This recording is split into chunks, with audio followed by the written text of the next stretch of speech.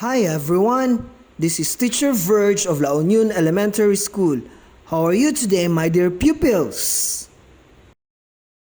Reading stories, poems, and other informational texts helps attain the information that we need. It is hard for us to understand some concepts of the stories or texts if we don't know the elements and how to identify them.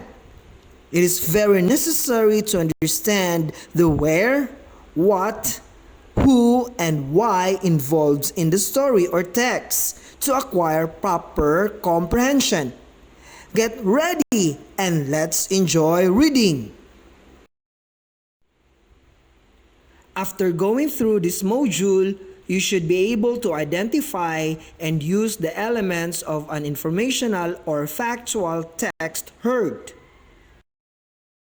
Before we proceed to our lesson for today, we are going to read a short story entitled More Than the Clay.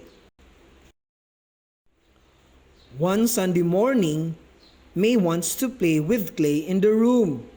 She gets the tray and puts in the clay. Her brother Ray tries to get the clay, but May asks her younger brother to stay away from the tray.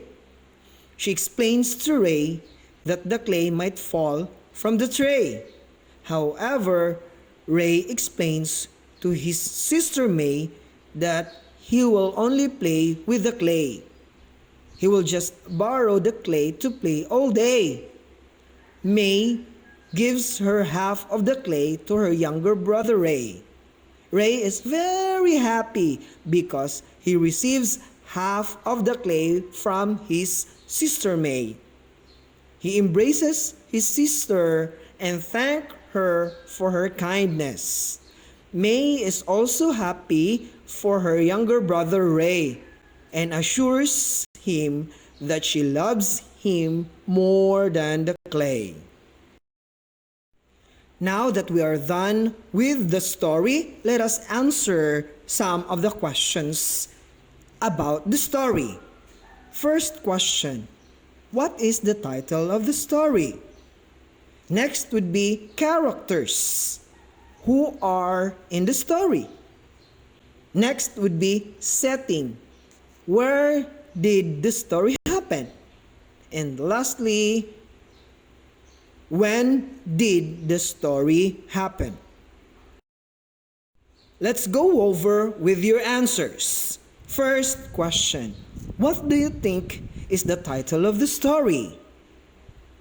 Yes, you're correct. The title of the story is More Than the Clay. Next question, characters. Who are in the story? You got it, May and Ray. Next question is about setting. Where did the story happen? Correct, it happened in the room. Lastly, when did the story happen? Very good, Sunday morning. In the past module, you learned about identifying possible solutions to problems. Let's take a review first before we will proceed to our next lesson. We have here 3 questions. Write the possible solutions found below for the given problem. Choose the correct answer. Number 1. Riza forgot her lunchbox. Number 2. Ben got a low grade in his exam. Number 3. Vanessa broke the flower vase. You can pause the video to answer. Okay, let's go over with your answer. Number 1. Riza forgot her lunchbox. So, she asked her teacher to inform her mom. Number 2. Ben got a low grade in his exam. He decided to study for the next exam. Number 3. Vanessa broke the flower vase. She apologized to her mom and dad for what had happened. I have here a poem entitled Cake. What you're going to do is that you are going to read the poem aloud. Later, you're going to answer the questions found below. Write the letter of the correct answer. I will be giving you enough time to read. Start now. Now, let us go over to the questions and get ready for your answer. Number 1. What does the author bake? Correct. Letter A. Cake. Number 2.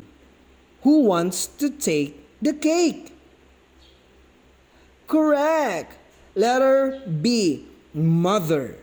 Number 3. What is the name of the sister? Yes, you've got it. Letter B. Jane. Number 4. Who wants to get the plate? Yes, you are correct. Letter C. Father. Number 5. Why does he want to get the plate? You've got it. Letter A. He wants to take the cake. In the previous activity, you read the poem and answered the questions that follow. How many stanzas does the poem have? What are the rhyming words in each stanza? Let's try to answer these questions by studying the table below. First stanza. Rhyming words. Cake and take. Cain and Jane. Stanza 2. Plate and taste. Cake and bake. Now, let us proceed to our topic, elements of a story. To fully understand or comprehend a story, we need to know elements of a story. And the elements of the story are the following. First is characters. Characters are the people or animals in a story. Second, setting. Setting tells when and where a story happens. Third, events. Events are actions in a story. Next would be problem. Problem, an event to be resolved by the characters. And lastly, solution. Solution tells how the problem is resolved. I have here another poem. What you're going to do is that you are going to read the poem and you're going to answer the questions that follow. I will be giving you enough time to read the poem. Start now. And now, let us go over to the questions and the answers. Number 1. Who wants to join the basketball game? Correct. Letter C. David. Number 2. In what grade level is he? You've got it. Letter B. 3rd grade. Number 3. What does he just receive? You're correct. Letter B. A passing grade. Number 4. What is the title of the poem? You've got it. Letter C. David. And lastly, number 5. What does David ask? You're correct again. The answer is letter A. David asks if he can list his name. Very good. A while ago, I have explained already about elements of a story. Now, what you're going to do is that you're going to read each question and you're going to answer each question. Write true if the statement is true and false if isn't. Let's go over to your answers. I want you to correct your answers by yourself. Number 1, the answer is true. Number 2, the answer is false. For number 3, the answer is true. For number 4, the answer is true again. And number 5, the answer is true as well. Now, I have here another story. We'll see if what you can do. Anyway, we have discussed already the elements of the story. What you're going to do is you're going to read the story and fill in the table about elements of the story. I will be giving you enough time to read the story.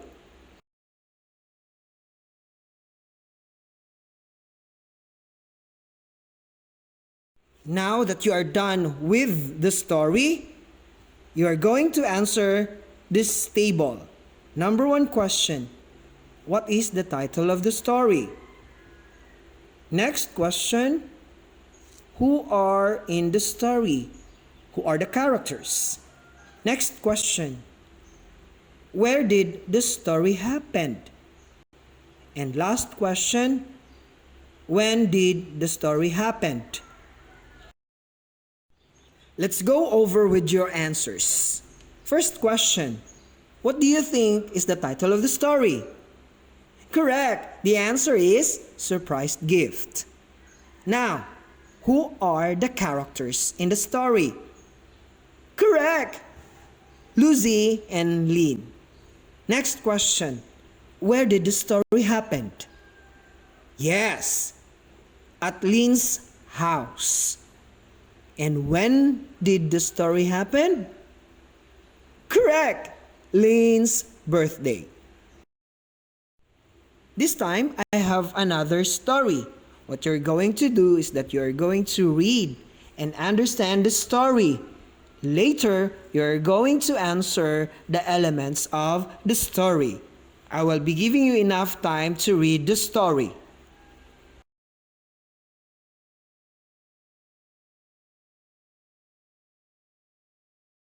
And now we have here a table. What you're going to do is that you are going to write your answer. Number 1, what is the title of the story? Next question, who are the characters? Next question, about setting. Where did the story happen? And lastly, when did the story happen? Let's go over with your answers. I want you to correct your own work. First question, what is the title of the story? Correct. The title of the story is A Visit to Grandpa. Number 2 question, who are the characters in the story? Correct. We have Faith, Anna, and Grandpa. Next question, where do you think the story happened? Correct. It happened along the way and at Grandpa's house. And lastly, when did the story happen? You're correct. Last Sunday. And that ends our lesson for today. Thank you very much for listening.